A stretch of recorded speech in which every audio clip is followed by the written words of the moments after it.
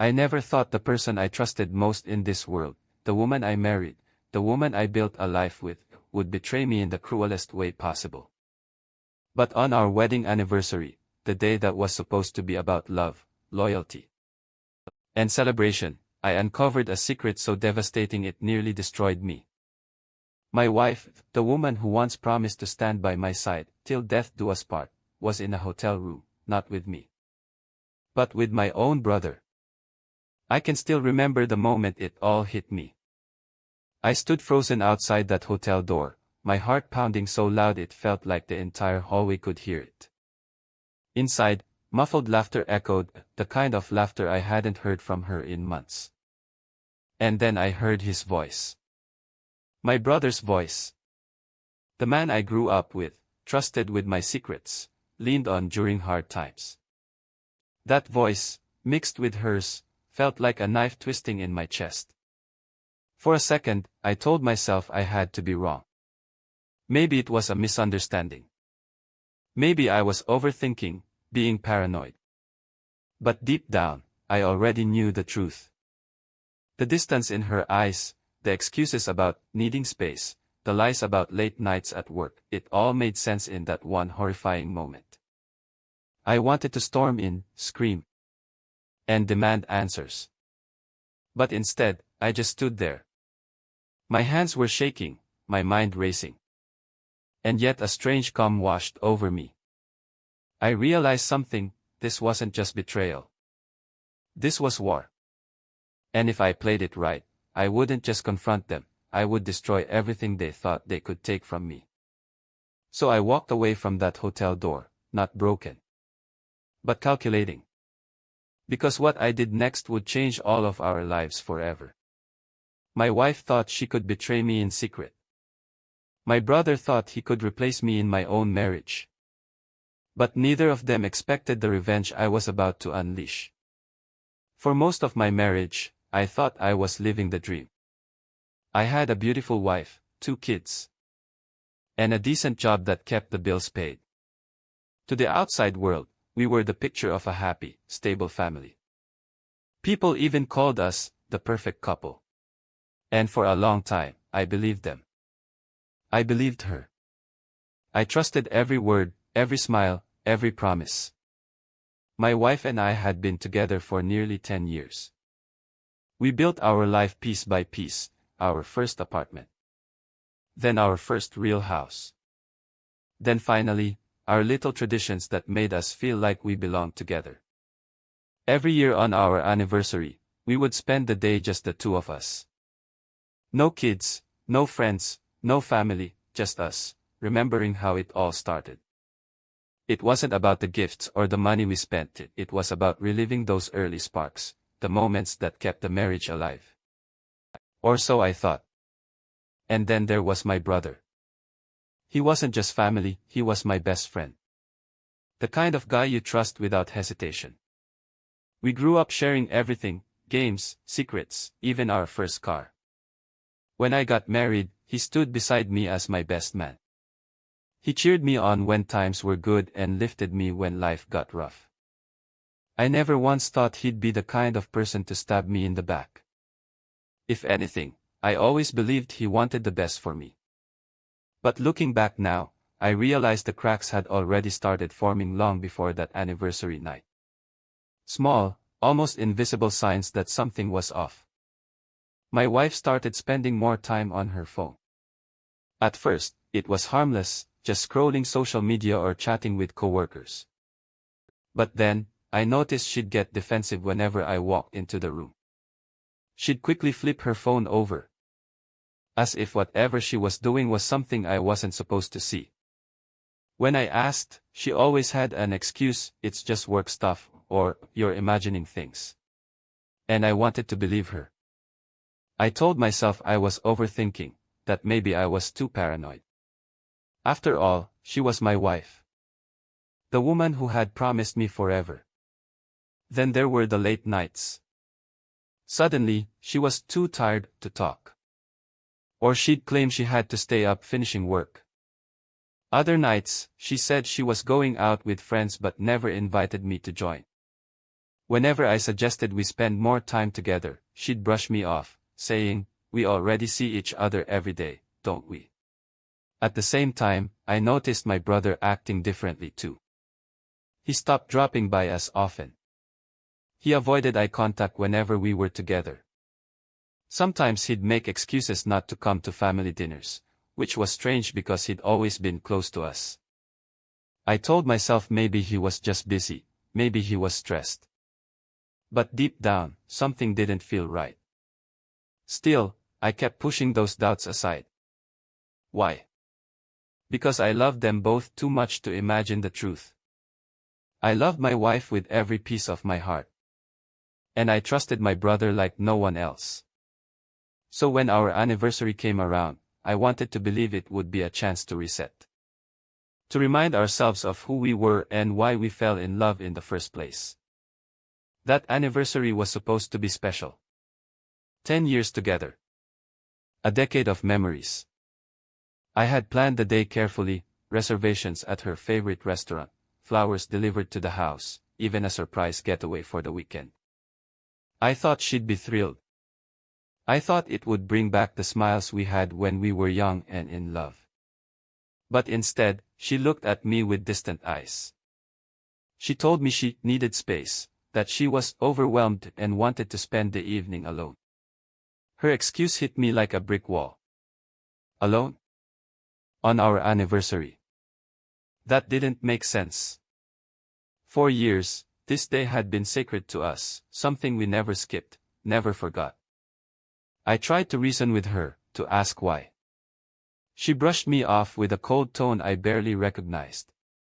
"It's just one day," she said. "Why are you making such a big deal out of it?" That was the moment my stomach sank. Something was wrong. Something she wasn't telling me.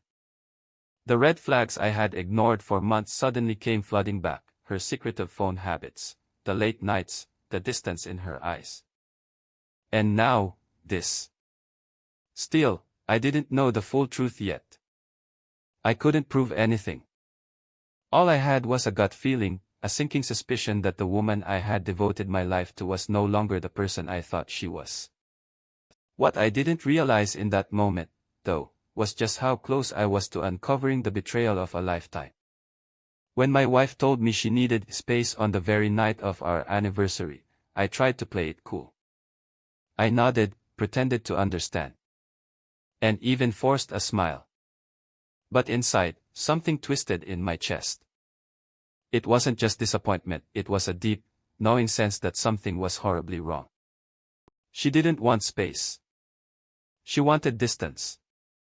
Distance from me. And for the first time, I let myself admit that maybe I wasn't imagining things. Maybe all those little red flags I had brushed aside were leading me somewhere darker than I could handle. That night, while she sat curled up on the couch pretending to scroll through her phone, I noticed something. Every time I walked past her, she tilted the screen away from me. At one point, I caught a glimpse of a notification. It wasn't a name I recognized, it was just a number saved under some generic contact, like work or office. But the way she quickly locked her phone, as if I had caught her red-handed, told me everything I needed to know. My wife, the woman I had trusted with my life, was hiding something. The strange part was how sloppy she had become. She'd stay up late at night, supposedly finishing work emails, but I could hear the faint sound of typing and then laughter. Who laughs while sending work emails at 1 a.m.? I'd roll over in bed, pretending to sleep, and watch the faint glow of her phone light up her face. She would smile at the screen in a way she hadn't smiled at me in months. Then there was my brother. The changes in him were subtle at first. He'd cancel plans at the last minute, saying he had to work late. When I did see him, he seemed nervous, like he couldn't look me in the eye for more than a few seconds. Conversations that used to flow naturally suddenly felt forced, like he was hiding something just behind his words. I started testing both of them in small ways. I'd ask my wife simple questions: who were you texting just now? Her answers were always sharp, defensive: why are you so paranoid? Or, it's just work, stop being controlling. The same pattern happened with my brother. I'd casually ask where he'd been the night before. And he'd stumble over his words before quickly changing the subject. One night, I walked into the kitchen unexpectedly and found my wife on the phone. The second she saw me, I asked who it was. And she gave me a cold, rehearsed answer, nobody. Just a spam call. But her face told another story. That's when my gut stopped whispering and started screaming. I knew there was more to this. I just didn't have proof yet. So, I started digging. It began with the little things, checking the bank statements, something I rarely did before. And that's when I saw it, a charge at a local hotel. Not once, but multiple times over the past few months. At first, I wanted to believe it was a mistake. Maybe she booked a conference room for work. Maybe my card had been stolen. But the dates lined up too perfectly with the nights she had claimed to be out with friends or working late. I confronted her casually, pretending I was just curious. Hey, what's this hotel charge? Her reaction was instant panic. She laughed too quickly, saying, "Oh, that. I used it to book a spa day with a friend. Don't worry about it." But the tone in her voice was shaky, her explanation too vague. She couldn't even name which friend she had gone with. That was strike one. Strike two came when I noticed something about my brother. On one of the nights she had a girls' night out, I called him to hang out. No answer. Hours later, he texted me, "Sorry bro, working late. Deadlines are killing me." The problem? I drove past his office building earlier that evening. It was completely dark. No cars in the lot. No lights on inside. He wasn't there. The pieces of the puzzle were starting to form. And I hated the picture they were painting. But still, I wasn't ready to accept it. The idea that my wife and my own brother might be together, it was too insane, too painful to even imagine. I needed more than suspicion. I needed undeniable proof. So I started watching more closely. When my wife said she was meeting friends, I tracked the time she left and compared it to her return. The hours never quite added up. She'd come home with freshly done hair. As if she had been preparing for someone else, not just a casual night out. I even tested my brother again. I invited him to grab a beer one night. But he declined, saying he was swamped with overtime. Out of curiosity, I drove past his apartment later that night. His car wasn't there. My heart pounded as I drove aimlessly, wondering where he could be. I didn't find him that night. But a part of me already knew exactly where he was. Each clue was another nail in the coffin of the trust one once had. The late-night texts, the lies, the hotel receipts, the excuses, the nervous looks, it was all pointing in one direction. The truth was staring me in the face. And yet I wasn't ready to open my eyes fully. But soon, I wouldn't have a choice. Because the night was coming when all the lies would unravel. When I'd catch them in the act. And when that moment came, I knew one thing for certain, nothing would ever be the same again. The night I finally uncovered the truth started like any other. My wife had told me she was going out with friends. By then, those words had become routine, almost predictable. But this time, something inside me snapped. I was tired of the lies, the excuses, the half-truths that gnawed at me night after night.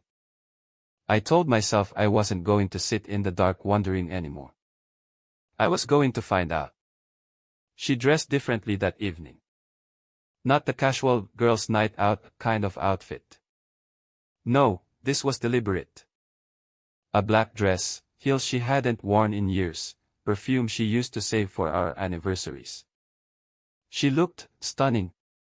But not for me. The thought twisted my stomach. I waited until she left. Gave her a head start. Then, like a man possessed, I followed. My heart pounded as I trailed her car from a distance, headlights off, every nerve in my body screaming. I felt like a criminal sneaking through the shadows. But the truth is, I was a husband desperate for answers. She drove across town, weaving through streets that led far from her supposed friend's house. And then she pulled into a hotel. Not a restaurant, not a bar, not even a coffee shop. A hotel. My hands trembled on the steering wheel. I parked a few spaces away, watching her step out of the car. She looked around cautiously, like she was making sure no one had followed her. Then she walked inside. Minutes later, another car pulled up. My stomach dropped. It was my brother. I wanted to believe it was coincidence. Maybe he was meeting someone else. Maybe they just happened to be at the same place at the same time. But then I saw it, the way his eyes lit up when he spotted her in the lobby, the way she smiled at him, the way they leaned close, whispering. As if the entire world had disappeared. And then, they kissed. In that instant, time froze. Everything I had been fearing, everything I had been denying, came crashing down in front of me. My wife, the woman I loved more than life itself. My brother, the man I trusted more than anyone. Together. It felt like the ground had been ripped out from under me. My heart didn't just break, it shattered into 1,000 sharp pieces, stabbing deeper with every breath. I wanted to run in, to scream, to tear them apart. But I couldn't move. My body refused. I just sat there in the car, numb, watching the scene unfold like some twisted nightmare I couldn't wake from. They checked in together. I saw them at the front desk, her hand brushing against his arm as if they were some couple on a romantic getaway. I couldn't hear their voices. But I didn't need to. Their body language said it all. When they finally disappeared into the elevator, my rage boiled over. My fist slammed against the steering wheel, tears streaming down my face. The betrayal burned hotter than fire, hotter than anything I'd ever felt. I wanted to burst through the hotel doors and catch them red-handed. But another part of me whispered, wait. Be smart. Get proof. So I did. I got out of the car, legs shaking.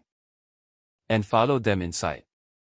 The hotel lobby smelled of polished wood and cheap cologne, the kind of place built for secrecy. I kept my head low, trailing behind, my heart pounding so hard I thought it might give me away. At the desk, I pretended to be a guest checking in late. While I signed a fake name, I glanced over at the registry. There it was, my brother's name. He had booked the room in his own name, not even trying to hide it. Room 304. I took the elevator up, everything echoing in my skull like a countdown to destruction. When I reached the 3rd floor, I walked the hallway slowly, praying this was all some kind of mistake. But as I neared the door, I heard it, laughter. Their laughter. The same sound that had once filled my own home, now taunting me from behind that door. My hands shook as I gripped the handle. I wanted to rip it open, to expose them, to end the charade right then and there. But the door was locked. So I stood there, listening. And what I heard confirmed everything. Her voice. His voice. Intimate. Playful. The sound of betrayal made flesh. I pressed my forehead against the cold wood, tears burning in my eyes. This was my breaking point. The truth I had feared, avoided, denied, it was all real. My wife was in that room, not with a stranger, not with some coworker. But with my own brother. The weight of it crushed me. All the memories we had built, the trust we had shared, the family we had created, it all crumbled in that single moment. I didn't confront them that night. Instead, I walked away, my body heavy with rage and sorrow. Because deep down, I knew storming in wouldn't give me closure. It wouldn't undo the betrayal. It wouldn't heal the wound. No. What I needed wasn't a confrontation. What I needed was a plan. Because from that night on, my marriage wasn't about love anymore. My bond with my brother wasn't about family anymore. It was about revenge. And they had no idea what was coming. When I left that hotel, I wasn't the same man anymore. Something inside me had snapped. The pain was still there, sharp, suffocating, but it was changing. Transforming. My grief was cooling into something darker, something sharper, resolve. I knew I couldn't just confront them blindly. Anger alone wasn't enough. If I went in screaming, all I'd get were denials, excuses, maybe even gaslighting. They'd twist the story, make me look paranoid. And then go right back to betraying me in secret. No. That wasn't enough. I didn't want them to just know that I had found out. I wanted them to regret ever thinking they could make a fool of me. So I began to plan. The first step was proof. Solid, undeniable proof. The kind no one could explain away. The kind that, when revealed, would burn their lies to ashes in front of everyone. Over the next few days, I played the part of the clueless husband. Smiled when she lied to me. Nodded when she said she was working late. But behind the mask, I was working hard. I bought a small voice recorder and slipped it into her car when she wasn't looking. The next day, when she came home from one of her so-called friend nights, I retrieved it. My hands shook as I pressed play. There it was.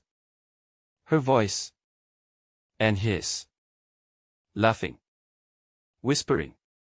Talking about how they had to be careful, how I was too trusting to ever suspect. My chest tightened with every word. But at the same time, a strange satisfaction grew. Finally, I had proof. That wasn't enough. I wanted more. So I checked our shared bank accounts again. More hotel charges, lined up perfectly with the nights she claimed she was busy. I screenshotted everything, filing it away like evidence in a trial. Then I dug deeper into my brother's life. I knew his habits, his routines. He was predictable. Always left his phone unattended when he showered at the gym. So I took a chance. I borrowed his phone when he wasn't looking. And what I found sealed his fate. Messages. Hundreds of them. Between him and my wife. Some short and suggestive. Others long, filled with words that made my blood boil. They weren't just having an affair, they were building a fantasy life together. Talking about how they could start fresh, how maybe one day they wouldn't have to sneak around. That was the moment I stopped feeling like a victim. Because if they thought they were building a new life on top of the ashes of mine, they were wrong. I wasn't going to let them. I was going to take everything from them, just like they tried to take everything from me. But revenge is a dish best served cold. And I knew I had to be patient. The anniversary of my father's death was coming up soon. In our family, it was tradition to gather together to honor him. My wife, my brother, extended family, all in one place. That would be my stage. That would be the perfect time to drop the curtain and reveal the show. But before that day came, I had to make sure every detail was flawless. I started collecting everything in one folder. Voice recordings. Screenshots. Bank statements. Photos. Even a copy of the hotel registry where his name appeared alongside hers. Every piece was a weapon, each sharper than the last. At night, while she slept beside me, pretending to be tired, pretending to love me, I would sit in the dark, staring at my laptop screen, reviewing the evidence again and again. Each time I looked, the rage inside me burned hotter. But so did the satisfaction. The trap was tightening. I practiced my role carefully. I acted normal around both of them. I even made plans with my brother, laughed at his jokes, pretended nothing was wrong. It was the hardest performance of my life. But it was necessary. Because when the time came, I wanted their shock to be absolute. But here's the thing about revenge, it consumes you. Every day that passed, I felt myself slipping deeper into the obsession. I wasn't just planning to expose them. I was fantasizing about their downfall. I imagined the look on her face when her lies crumbled. The look in his eyes when he realized I had outplayed him. Sometimes, I even caught myself smiling at the thought. A cruel, unfamiliar smile. The night before the family gathering, I barely slept. I rehearsed what I would say. I pictured the moment in vivid detail. My family sitting at the table, laughter filling the room. And then me standing up, clearing my throat. And pulling out the folder. I wasn't just going to tell them. I was going to show them. Show them the recordings. The messages. The proof of every stolen night, every whispered secret, every betrayal. And when I did, I wasn't going to raise my voice. I wasn't going to scream. No, I was going to let the evidence speak for itself. Let the silence in the room do the damage. Because sometimes, quiet truth cuts deeper than any shouted accusation. That was my plan. But what I didn't realize was this: revenge is unpredictable. You can set the stage perfectly. But once the curtain rises, chaos has a way of taking over. And when the moment finally came, when I unleashed everything I had prepared, the outcome wasn't what I expected. It was far worse. The day of the family gathering finally arrived. My father's death anniversary. A tradition we had kept every year. It was supposed to be about respect, about remembering the man who raised us. But this year, it would be remembered for something else. Something darker. The house was full of relatives. The smell of food drifted from the kitchen, laughter echoed through the halls. And for a brief moment, I almost forgot what I was about to do. Almost. But then I saw them. My wife, moving through the room with her practiced smile.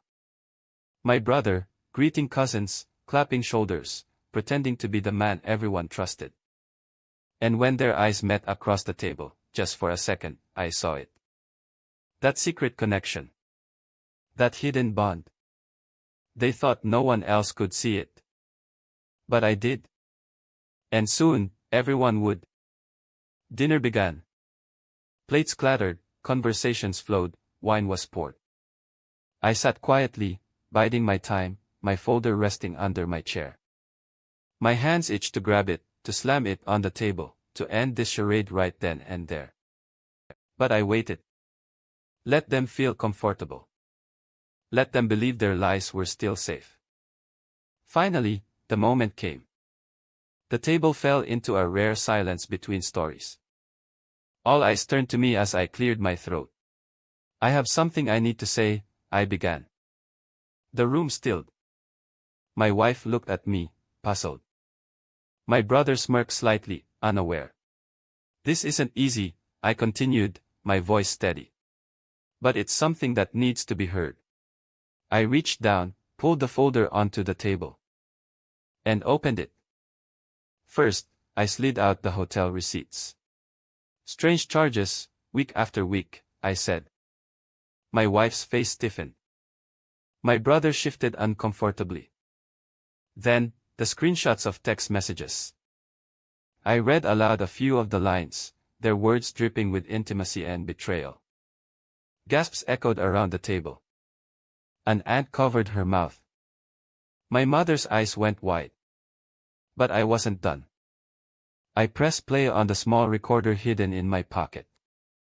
Their voices filled the silence. Her laugh. His whisper. Their secrets laid bare for everyone to hear. The room exploded. My wife's face drained of color. She stammered, tried to deny it. But the evidence was undeniable. My brother slammed a fist on the table, muttering curses. But his anger only exposed his guilt. Relatives shouted. Some cried. My mother's face crumpled with shame, torn between her two sons. And me? I sat in silence. Watching. Letting it all burn. Because this wasn't about yelling. This wasn't about losing control. This was about letting the truth do the work. And it did. Every second of that recording cut deeper than any word I could have spoken. My wife begged me to stop, tears streaming down her face. "It's not what it looks like," she cried. But no one believed her. Not anymore. My brother tried to stand, to walk out. But I stopped him with a single sentence: "Don't you dare leave this table. Not until everyone hears what you really are." He froze. For once, the man who thought he was smarter, stronger, better than me, had no words. The fallout was immediate. Relatives turned on them. Accusations flew. My wife collapsed into her chair, sobbing. My brother sat stone-faced, his jaw clenched, his eyes darting around like a trapped animal. I had destroyed them. Not with violence. Not with rage. But with truth. And yet, as I watched the chaos unfold, a strange emptiness filled me. I had dreamed of this moment for weeks. I had rehearsed it in my head 1,000 times. But standing there, victorious, I realized something: revenge doesn't heal. It doesn't erase the pain. It only replaces it with silence. The family gathering ended in shambles. Some relatives stormed out. Others stayed behind, whispering in disbelief. My mother wept quietly, her hands shaking. And me? I stood in the wreckage I had created, the folder of evidence still open on the table. And I felt both powerful and hollow. My wife never came home with me that night. My brother never spoke to me again. But the image of their faces, that mix of fear, shame, and devastation, will stay with me forever. That was the night my marriage ended. The night my bond with my brother was destroyed. The night I learned the cost of betrayal and the price of revenge. When the dust settled that night, when the shouting had faded and the tears had dried, I sat alone in the silence of my house. The evidence folder lay on the table where I had dropped it, its contents scattered like broken glass across the floor of my life. I thought I would feel victorious. I thought the taste of revenge would be sweet, that exposing them would finally heal the wound they had carved into me. But instead, I felt empty. The bed was cold without her. The house, once filled with laughter, felt like a tomb. Even the air seemed heavier, weighed down by the ghosts of what I had lost. But then, something inside me stirred. As much as I tried to bury it, one thought kept clawing its way back to the surface: it's not over. Because exposing them was only step one. My wife had humiliated me. My brother had betrayed me. And yet, here they were, still walking free. Still breathing. Still living as though they could rebuild after what they had done. No. That wasn't enough. A few days later, I saw them. Together. In public. Not holding hands, not daring to make it obvious. But close enough that I knew. They weren't done. If anything, my reveal had only pushed them closer. Two traitors clinging to each other after being caught. And that's when the anger returned. Stronger. Darker. Because betrayal like theirs doesn't deserve forgiveness. It deserves punishment. So I started watching them. Not just casually, obsessively. I learned their routines. When she left work. When he went to the gym. Where they met when they thought no one was looking. I became a shadow in their world, silent and patient. At night, I told myself it was just curiosity. That I just wanted to see how far their shamelessness would go. But deep down, I knew it was more than that. I wasn't done with them. One evening, I followed them to the same hotel where I had first discovered the truth. Room 214. The same room. The sight of them sleeping inside together, smiling like teenagers sneaking away, ignited something in me that I didn't recognize. I sat in my car across the street for hours, staring at the glowing window, my fists clenched so tight my nails cut into my skin. And that's when the plan formed. Not just to expose them this time. Not just to embarrass them. But to destroy them completely. I won't tell you the details of what I did next.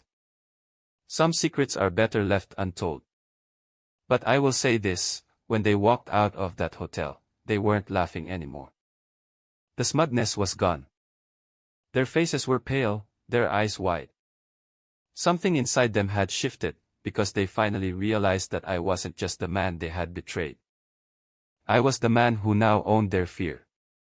From that day on, neither of them slept peacefully again. They looked over their shoulders in parking lots. They jumped at shadows. My brother stopped answering calls late at night. My wife, no, his mistress, barely left her house without scanning the street first. I didn't need to lay a hand on them. I didn't need to shout. Or scream. Or lift a weapon. All I had to do was remind them, quietly, subtly, relentlessly, that I was still there. Watching. Waiting. And that's the thing about betrayal. People think it ends when the secret is revealed. But sometimes, the real story begins after the truth comes out. So if you ask me now whether I got my revenge, the answer is simple, no. Because my revenge isn't finished. It's still unfolding. And every day they wake up, every breath they take while wondering if it's their last, that's when I win. This story isn't over. Not yet.